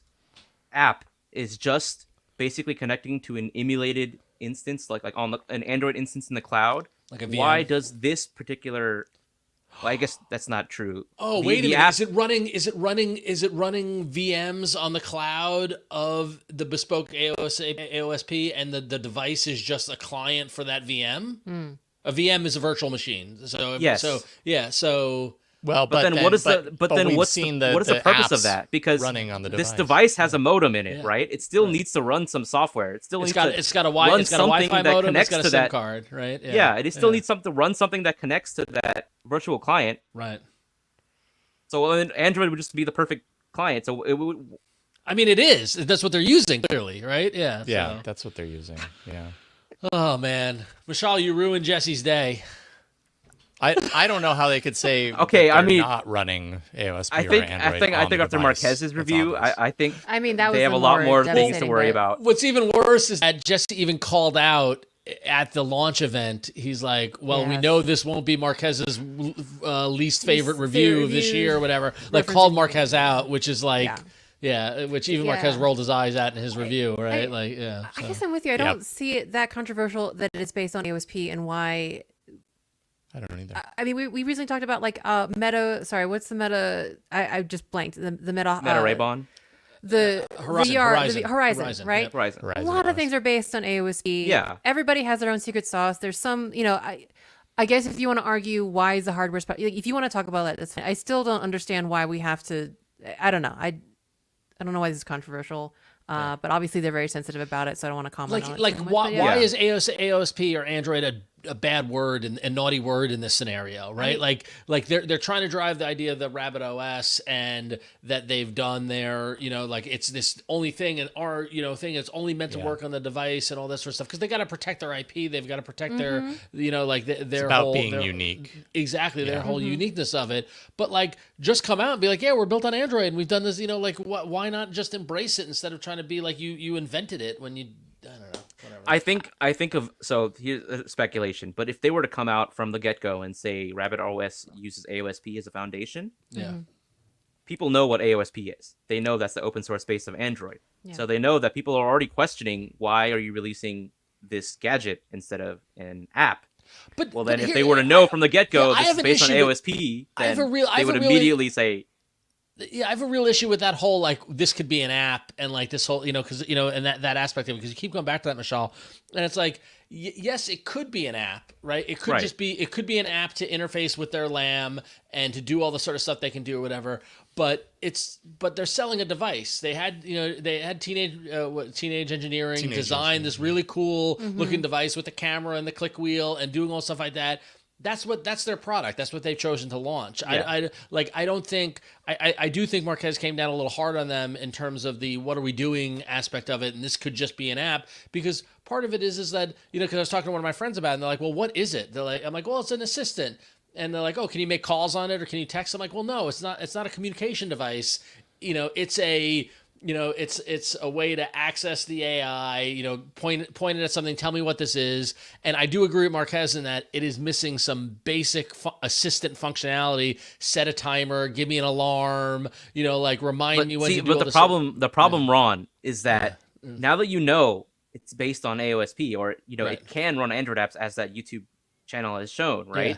The question is, all these stuff that it can't do, it could do. It could do, because right, you yeah. could install apps on Yeah, it. yeah. Right? Well, that's you just could like install that's other just apps like, on it, just- and then just that like- raises the question: it would just become an Android phone. at right. that I mean, point. like a great But example. then why not just make it an Android phone? Why not just have it as an app? A great example is the device itself has a TFT capacitive screen. It is a touch screen that you cannot use. So as a does touch- every Yeah, Android phone. Yeah. Right? No, but you cannot use it as a touch screen. You have to use the scrolling unless you flip wheel, it yeah. into landscape and use it for the keyboard. Everything else needs the scroll wheel and the clicky thing, Right. which is just maddening, right? Like Yeah, that is super maddening. Yeah. So Yeah. I mean, at the end of the day, all of these AI hardware companies, which many of which, if not nearly all of them, are startups that are, trying to make a name for themselves. They're all trying to carve out a space of this, early brewing thing, this Android ecosystem. And if they were to just release this as an app, there would be no news there. There would be no attention there. Yeah. Exactly. Because it's a hardware device, they are guaranteed it's to get co-designed by some teenage sort of energy engineering. behind Teenage it. engineering. Whether they can prove why that exists and why it's necessary to be that's a whole other story. And most of them are going to have a real hard time proving that because of what you're saying, Mishaal. But that's why they do this. That's why they're there. Oh man. All I know is that this opened the door, because now we got to confirm this on Android. When I get my device, we can show it off here on the show and look at it, put it through its Yeah. paces. I'll get mine a few weeks after you've poo-pooed yours. Yeah, and I'm happy I ordered it. I think it's great, but I am too. And let me just say, I am thrilled that I ordered mine because I've been enjoying it for the last 3 months. I've been using Perplexity, which came with it, and in my mind, I didn't order a Rabbit R1. I ordered a Perplexity because I literally use it every day now. And the Rabbit R1 is a nice little bonus that I get to review and play with. And, also that's why so much of this is going to the cloud, not having it on the device, because they have a partnership with Perplexity, and you don't have Perplexity, stored on a device. It's all in the cloud. So yeah, I'm really curious to play around with it. And I'm also prepared to be disappointed on all these devices for who knows how long until they really prove themselves. Until Johnny Ive and Sam Altman actually show us what they're working on, which is probably years down the line. But I think that's how long it's going to take before we start to really understand, oh, that's where this all started. You know what I mean? That's what this was all headed towards. Well, hey, and maybe it won't prove itself. It might not. Yeah. Mishaal, great work on this. Like, Yeah. so Yeah, great. this I is mean, fantastic. way to Love crack it. this one open, and Conversation this is starter, for fantastic. sure. And Indeed. you should frame that response from their PR. Let's just say I've seen a lot better Yep. Yeah. responses. Well, they're a young new company. This is know what this actually reminds me a lot of? Reminds me a lot of early OnePlus. Yeah. Right? And Yeah, not like I so know mu- their PR. I know the guy who does PR, and I know he's a great guy. But the statement I was given, which I could say probably most of it attributed to the CEO, I've seen better. Yeah. Well, we'll see. We'll see if they have an opportunity to turn this into a positive. And open invite to anyone. If Jesse wants to come on the show, or anyone at Rabbit wants to come on and talk about the use of AOSP, we clearly would love it. And the door is always open. So because we are Indeed. the Android faithful. I mean, we're so. fans, so Yeah, we're fans. I mean, I have one on pre-order. I'm excited. I was Yeah. bummed I didn't go to the launch event. I wanted to go to the launch event. Like it was right in my backyard at the TWA hotel at JFK. It was awesome. So I love their designs, stuff like that. It seems like the over-the-air update that went out today fixes a lot of the problems that the early reviewers were complaining, especially around battery and performance, which is great. I am rooting for them. I am rooting for Humane, even though it's a little bit of a step on a rake kind of scenario, right? This is the new. Like, we have to evolve from the paradigm of the chocolate bar phone, right? And these experiments and these things are what are pushing it, and that's the innovation I want to see in this category. So I think I mentioned on a previous episode, I think a lot of these AI gadgets are just ahead of their time. yes, Like, Oh, yeah. I think everyone is For sure pretty they much are. quotes Marquez at this point. Yeah. You should always buy products for what they are right now and not what they're 100%. promised what they to could be. Yeah. And that's always going to be true. Not to put down any startups or anything that are releasing first, but as a consumer, you have to live by that. Don't go Yeah. by hype or And, promises. I mean, we have a But really great keep- example of this too, which is Google Glass. Google Glass was ahead of its time, and now we've Right. got the Meta Ray-Bans, which everybody is going ape over, right? which I will also challenge. That was the iPhone. yeah, Okay, as amazing as the iPhone was, there were no apps on the iPhone. There was no app store when the iPhone launched. yeah. Right. Yeah, It for a was couple of everything was going to be via the web, and it was all that sort. And it was revolutionary what it did at the time. But it was to Marquez's point, Mishaal, to stuff like that. The iPhone was not a complete product either. yeah. So Yeah. but for whatever reason, it hit enough functionality to justify the cost and do stuff like that. They did it right. They let it cook a little longer in the oven. Whereas I think Humane and Rabbit may have rushed to get it out the door a little too quickly, or for whatever reason. So It's actually kind also- of. Oh, go ahead. I just wanted to say like one final bit on the hardware itself. Like, they're taking a gamble by having unconventional form factors like Humane, the wearable, Rabbit, the holdable. But I think a lot of people see this kind of future AI hardware as just going to be a smartwatch or glasses. Yep. I think those are the two very most likely to carry the torch and actually bring this kind of mixed Right. action large language model. and image Or stuff a like ring. that. I Or a ring.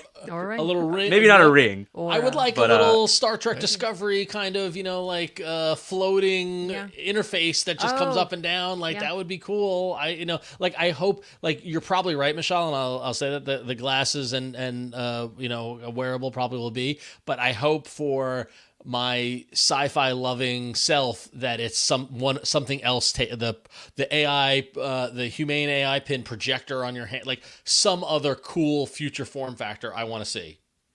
So I'm rooting for it. Done well. But yeah, exactly. Wow. Well, bravo, Mishaal. That was fantastic. That was the highlight of the week, I think, for sure. So. Not All right, cool. right. Well, Not the new we got earbuds long that feedback. I oh just yeah, got. wait. Before we get into the email, Mishaal's got a quick thing to show off. Yeah, actually 30 minutes before the show, I just happened to get this in the mail. The new Nothing Ear, I guess just the Nothing Ear, because these are the third generation flagship earbuds from the brand. Last week I reviewed the Nothing Ear A, and I'm actually wearing them right now on the show, so that's why you don't see them in the case. But I just got these. I have not even unboxed them yet, so why don't I just do that quickly? Do a live little unboxing on air so you can see what the unboxing process is like and what they're like out audio of the box. listeners, Mishaal is opening a box. Open He's a box. pulling a sleeve out of the box. It's a black QR code box. to scan Nothing app. A little label thing. Ooh, this is kind of... So, unboxing, trying to figure out how to get the paper off the thing. I know, right? Yeah. I get impatient with those and I just tear them. So sticky. It comes down to like, rip them off? how are Yeah. you when you open presents? Ooh, look at It's these. very tear it's black or on black on black. It's a clear case with black It's very black. Wow. interior. It's none more black. Wow, those look nice, look man. really Those nice. look nice. I just opened it up and I got an There you alert go. on my Windows PC. New Bluetooth headset found. So it looks like these support Swift Wow, Pair, that just was like fast. Nothing Ear A do. Yeah, that was very fast. Cool. So I literally just got these. I cannot review them, but there's an unboxing of the Nothing Ear. The There you new go. Nothing Ear that just Excellent. launched. Come on, give us your full review. No. Excellent. Thank All right, you, cool. Mishaal. All right, well, let's wrap this sucker up and do some emails from all of you. Yeah, we got it. Continuing the controversial topics, by the way. But you can email us at contact@androidfaithful.com. We'd love to hear from you. And our first email comes up from James from SoCal, who says, "Hey, guys, just want to say off the bat, I'm so glad you guys decided to continue the podcast after the end of All About Android. We are too." All right, so James writes and says, I wanted to see if you guys had any awareness as to pictures and videos being compressed through RCS. If not, I'd like to call it out. The point of RCS was to allow for sending high-quality pictures and videos, and when Google rolled RCS out, you could send a video or picture, providing it was under the RCS 100 megabyte file size limit, and the recipient would receive the file at the same size, assuming both sender and recipient had RCS through Google's Jibe servers. Fast forward to today. Google Messages is compressing down the files. Period. Even with the send photos faster option turned off. Another period. I can send a 3.27 megabyte photo at 3000 by 4000 and the recipient will receive a 625 kilobyte pic at 1500 by 2000 or less. Receiving a 625 kilobyte file is basically the equivalent of receiving an MMS attachment. For years, Google has been on this campaign of pressuring Apple to support RCS as the messaging experience between Android and Apple is awful with SMS and MMS. However, at the same time, it's ironic that behind the scenes, Google is making their own RCS experience worse for its users. I would suggest testing it for yourselves by checking the view details on the attachments you send through the Google Messages app between both phones to confirm the same. The compression issue is definitely not an isolated case between me and my contacts. A simple search will show that others reporting the same, and Google has been silent on the issue with no reason as to why they do this. I figured bringing the issue to light to a broader audience will light a flame under Google to address it. So Jason and I tested this earlier. We're both connected on Google Messages. I took a photo from my Google Photos account, and it was a 6.7 megabyte photo that was at 2,268 by 4,032 in terms of the resolution. Sent that photo to Jason, and Jason received a photo that was 478 kilobyte that was 1134 by 2016. So now when I tap on the photo in my, it was a picture of my kids, in case you want to say. When I tap on the photo in Google Messages and I look at the details of the photo from Google Messages, it's also the resolution that Jason got. So what is happening is that it's taking the higher picture. When I add it to the app, it's doing something in the app and then sending it on, versus me sending a higher res and Jason receiving a lower res. Like it made the adjustment as I sent it, which I thought was interesting. But Or as it's you happening. reported it. Yeah. So And I have the function turned off. The send. There's in the settings, you can turn on. There's a send photos faster setting, which basically says compress video and audio to make the file smaller. I turn that off before I send it to Jason. So confirmed what James from SoCal is writing about. First I'm hearing of it. That said, I haven't noticed it's not as bad as the MMS to iPhone kind of compression that's happening. Like I haven't noticed it amongst people I'm messaging on our RCS. No, the picture I got from you looked great. Yeah. If you hadn't said, hey, check the file size and dimensions on this and let me know what it is, and through that I knew that it was smaller than the one that you actually took. I would have never known the difference. It looked great, but yeah. So strange, right? Wow. Interesting. I wonder why. So I just went to the message details on the photo itself and confirmed that it's 478 kilobyte. So it's smaller. So yeah.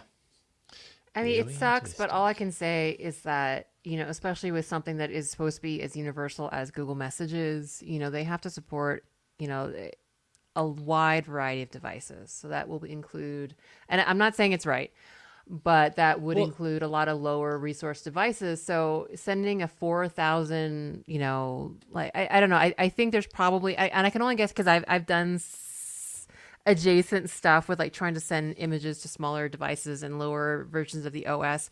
It can get hairy. Some devices can lose memory, or, especially with like a lot of the resource optimization that the OS is doing. I could see an argument where we don't want you to send any arbitrarily sized file. We want to kind of maybe scale it down to what is, and I mean, I've done this on projects where we want it to look good, but it costs to send a very large image. And so, and again, this is just like a general, but I mean, I mean, I don't know. It just, I get that, but Jason's on a Pixel, I'm on a Pixel, we're on RCS. I the whole point of it was that there would be the same, like it's basically, James is being a little hyperbolic in that Google's doing exactly what Apple's doing. It's not exactly, it's not down-resing it to the point of being unviewable. And to Jason's point, it looked fine. Like you didn't notice any degradation to it. So like part of it is like, I'm with you when you got to trust them to a certain degree, but at the same time, 400 kilobyte versus 3 meg at these data speeds we're operating at, do we really need all those data savings? Yeah, but I mean, I guess this is where I put in an argument for like, Android in emerging markets where they don't have 5G markets, and again, low resource things. And it's really hard as a dev to try to like a lot of people, it's easy just to kind of develop for the best case where everyone has a flagship phone and everyone is assuming is on a 5G network. But if you're trying to reach a broad audience and you do have audience that are users that are in these situations, then you have an incentive to develop for a lower threshold. I'm not sure, but yeah, like, because the high tide lifts all boats. If it works well on a low resource phone, in a country where you have spotty connection, then it's going to work great. Like, you know what I mean? So I'm always sympathetic to that. And it is Google Messages, not like, YouTube or some other like intrinsically resource heavy thing. And I know we're running long, but yeah, I don't disagree with the annoyance, but I also feel like someone was trying to make decisions for the best case for everybody. Which is hard to do, which is really, really hard. It is hard. And it's not easy to like, for something like Google Messages, be like, okay, let me take a poll. What are you using? What are you using? Okay, you get to use all the data. That's not really a good ROI either, to try to like optimize for better phones. It's always easier to go down. And again, in Google's defense, per Jason, the photo looked fine on the receiving end. Like it didn't look, Jason, it didn't look pixely. Yeah, right? and I've done that too. No, like, not at all. No, it looked excellent. Yeah, and if it just I was wasn't as gigantic as your source file. And if Jason wanted that photo to go do a print and stuff like that, I shouldn't be sending it via text anyway. I should be sending it to the file, like and photos that sort of thing. or something. So know the use. Like a lot of texting is disposable media, right? And so Yeah. I mean, but at the same time, and we are totally running long, so we should probably move on. But at the same time, like if that is actually happening, like if you have chat enabled and when you bring a photo into Google's Messages app, it actually does downscale it to some degree. Like, don't hide that either. Like that's important information to know, because if I truly understand that it's 100 meg limit, then why wouldn't I share a ginormous file that's under 100 megs via text, which is actually RCS, depending on who I'm communicating with, because it should work, because they said it should work, but it doesn't work. So just tell us. Yep. Yeah. So anyways. Fun stuff. I love talking about messaging. All right. Win, you got the next email.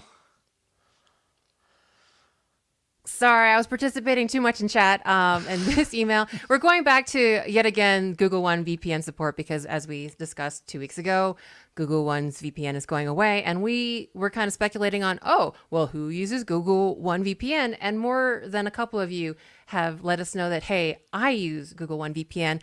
And we have yet another kind of like advocate for Google One VPN who's going to be very sad, Mike in Dubai. Hey, Android faithful, I will be among the people disappointed by the end of the Google One VPN support. In the UAE, a number of VoIP protocols are blocked, like WhatsApp Voice. Keeping a VPN up 24/7, 365 is a pain. However, when I turn off my Wi-Fi, Google One's VPN has me and I can make a call. The Google Play Store must know this because I quickly saw an ad for Microsoft Defender. Defender is part of the Microsoft 365 suite and claims that it has malware detection, VPN, and ID protection. Microsoft already has most of my stuff, so I figure their free VPN probably isn't worse than walking around with no VPN at all. It lacks the robust features of Nord or other paid VPNs, so I can't select what city I want to connect to or specialized service to not tell Disney Plus that I'm out of the country. It also has a lot of anti-VPN services, streaming services mostly, set up as non-routed through the VPN by default. I'll keep my Nord subscription for now, but I'll be adding Defender to my devices for some easy protection. Mike in Dubai. Nice. The fallout continues. I just love seeing all the people questioning their Google One thing over this. It's like the thing that I guess not enough people were using, but I did see. I forgot who ran the article. It was like, so how many people are questioning their Google One subscriptions now? And I didn't click in the article because I didn't have time because I was going to a meeting. But raising questions and starting conversations like we like to do on this show multiple times, maybe. Indeed. Stealth Dave is our final emailer, who says, on multiple occasions, you and your guests have talked about how to keep your devices charged while on the go, especially when you're trying to pack light, such as an overnight or weekend trip. This becomes even more challenging as you add more devices. Even for a 1 or 2 night stay, I'm bringing my phone, earbuds, smartwatch, and possibly a tablet or laptop. For a while, this meant a huge mess of cables and wall warts until I discovered foldable wireless charging stations. These devices use wireless or contact-based charging to charge your phone, earbuds, your smartwatch on a stand that folds up to fit in your backpack, purse, or carry-on. You can even find them for your fruit-based phones. Add a 2-port GAN-based charger, and I can charge all of my devices, including laptop, from a single outlet. It revolutionized my travel charging. These devices are all over Amazon, I'm sure. And as long as your phone and earbuds support Qi charging, select the charger that supports your watch, and you've got a grab-and-go travel solution. Love the show. Grateful to have the whole gang together now with a full-time Mishaal.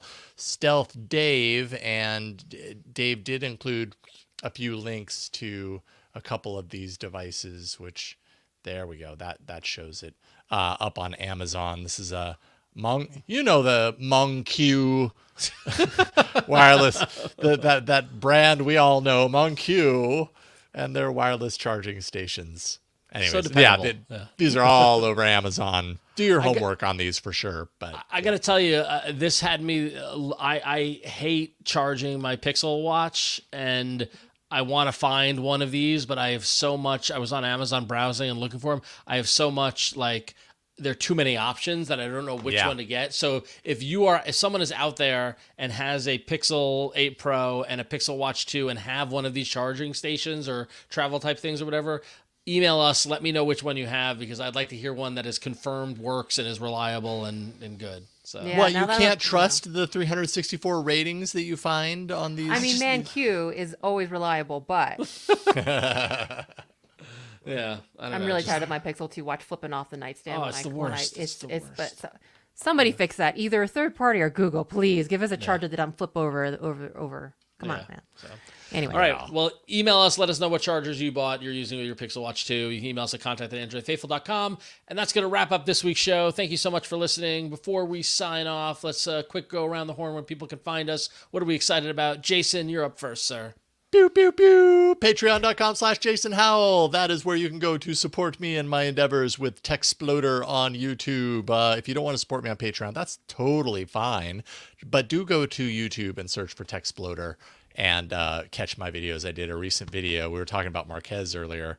Did a recent video where he was showing off this like moving kind of tile that The he... Disney Disney thing. thing, the yeah. Disney tile. Yeah, And it totally reminded me of my Infinideck experience like 7 years ago. Got to test out the treadmill that you saw in Ready Player One and similar flaws between the two. So anyways, check it out. Techsploder on YouTube or patreon.com/Jason Howell. Right on. All right, Mishaal, tell us more about busting on AI companies. It's not like I intend to do that. I It just know, happens I to- know. happens to correlate. If it runs Android, it's in my wheelhouse. That's all I'll say. There you go. There you go. So if you want to follow my work and see what's coming in Android 15, because as you saw, every week I have a whole lot to post about, you can go to patreon.com/Mishaal Rahman,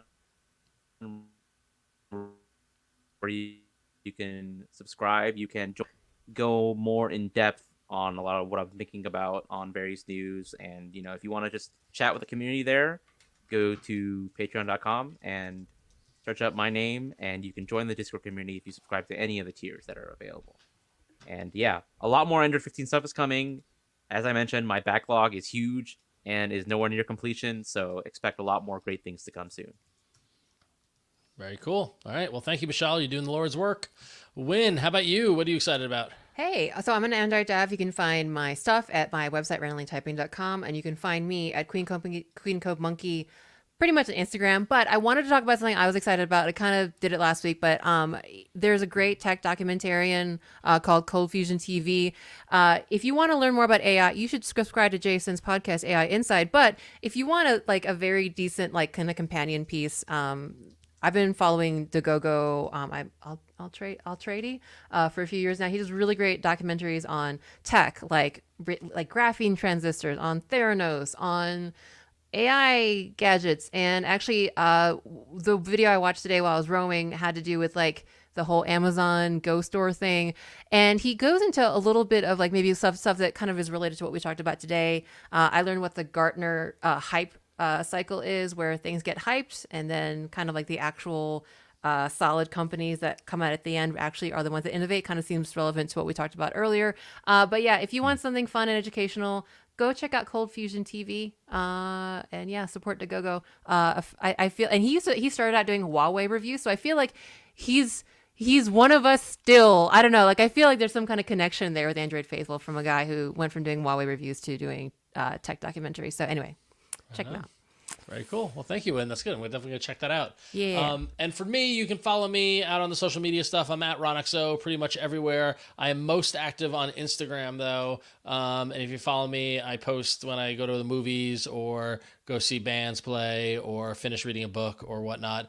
In fact, the latest book I just finished last night is called Being Henry, The Fonz and Beyond, Henry Winkler's autobiography. And let me tell you, Henry Winkler is a goddamn American treasure, and I defy anybody to challenge that. But you know him from the Fonz as growing up as a kid, most recently on Barry, everything in between. Did you know he executive produced MacGyver? I bet you didn't know that. Nuh-uh. Yes, Didn't he's know responsible for MacGyver.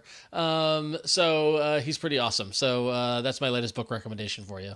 Love Henry Winkler. And love all of you for enjoying the show. That's going to wrap it up for this week. A controversy-laden episode.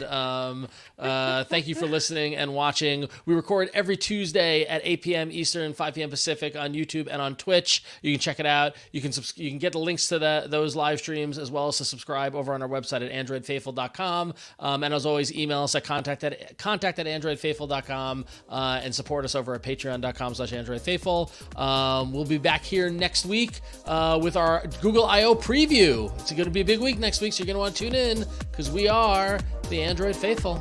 Good night, everybody.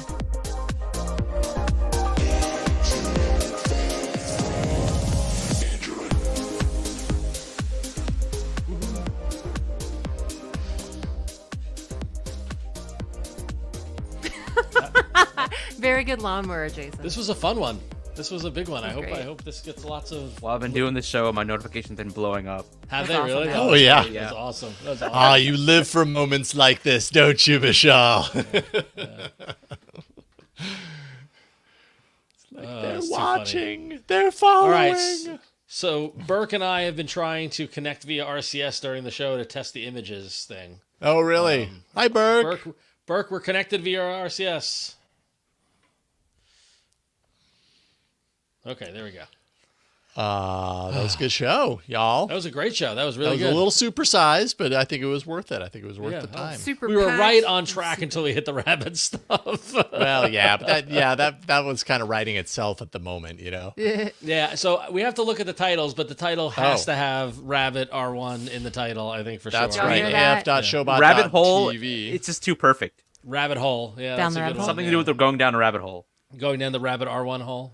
Ooh, do we want to count this show, the rabbit goes thing, down as the best rabbit of for 2020? Yes, we should Thank do you, a clip. Technomensch. I'm gonna. Yes. I have a Google Keep that, or no, I have a note that I'm noting everyone's suggestions for best of. Oh, good idea. We should definitely thank do that. you. Yeah. I should put it on the Trello board as a card, but I will for now just put Yeah, it put it on okay. Trello so we keep track of it. Yeah. Mishaal giving Rabbit a bad. Oh, I shouldn't say that. Giving Rabbit a bad day. Sorry, maybe going down the Double rabbit hole. There dipping we go. downloads is top, but I think we got to have Rabbit in there somehow. Pulled a rabbit out of an app. Pulled a rabbit out of an app. That's beautiful, funny. Clinton. That's pretty good. Mishaal goes down the rabbit hole. Of course, Doom runs on Rabbit. Yeah, it's true. Grimace Shakes now in dark mode. Get 2 apps for the 1 download. Schrodinger's Rabbit. Is it an app? I also like that. Stepping on a rake. Mishaal pulls a rabbit out of an app. There we go. Another one of those. Samsung wants you to kiss the ring. One Samsung ring. Gosh, you guys delivered. Look at all these Wow. titles. Love That's it, love really it. good. If it wasn't for the rabbit thing, it definitely would be a ring. I know, Busted right? AI makes AF feel good. Busted. Aw. The secret Android rabbit. That's pretty good. Secret Android Rabbit. Rooted Rabbit R1 runs retro arc. Oh, is there an alliteration one? Yes, supremely alliterative. Rooted Rabbit R1 Ren. Oh, my goodness. That's great. Here we go down the rabbit hole. Rabbit is based on Android? That's like Yeah, Rabbit. Oh man. Pulled a rabbit out of an app. That's gotta Down be the- I would say adjusting either it to be going down a rabbit hole or the Pulled a secret rabbit. the out of secret the secret Android rabbit. it? Okay. That's my vote. What do you guys think? Secret Android Rabbit. secret Android I Rabbit mean, we did R1. really go down a rabbit hole. That is true. Yeah. The secret one is more clickbaity. The secret Android Rabbit. The secret. Wascally Wabbit. The What do you think, rabbit Mishaal? secretly You're in runs the rabbit hot Android. seat. Which one would you do? Would you rabbit hole or secret? I think hole makes the most Okay. sense. All right, down the rabbit hole. Yeah. Down the rabbit hole. I like that. Cool. Good That job, works. y'all. Good stuff. Down. Oh, secret Android rabbit hole. Secret Android Rabbit Hole free. Click here. Secret exclusive down the rabbit hole free. How can we make this even more enticing? I do enjoy the fact that the rabbit hole episode was also episode number 42. So I Ah! feel like that was very life and everything. Right, that was pretty good. What am I missing? I'm not catching it. Hitchhiker's Guide to the Galaxy. Oh, Yeah. okay. The answer to the question. Yep. Got it. That has probably come up on so many podcasts that I've been on, and we hit episode 42, and that nerd joke thing. probably It's a big, comes up, like- and I probably ask every single time because, like, I'm familiar, but I was not like a huge, I didn't read Douglas the book. Adams is a blind spot for you. Yeah. I mean, if you add a 0, then it's a Boulder, Colorado thing. Well, I guess now it's an everybody thing, or Oh, not geez, everybody, but yeah. yeah. Sorry, I had to. I played the text adventure. I played the Infocom. Infocom. Yep. Hitchhiker's Guide, but yeah. Yeah. Oh God. All right, y'all. I know that my dog is downstairs and alone and totally drugged up right now, so I gotta go Go save for him. it. Go, go, guy. go. Poor All right, Thanks guy. everybody for watching. This was a fun one. This was fun. Thanks, Thank you so y'all. much for being here. We'll see you next time. Good Bye, night, everybody. everybody. And stream.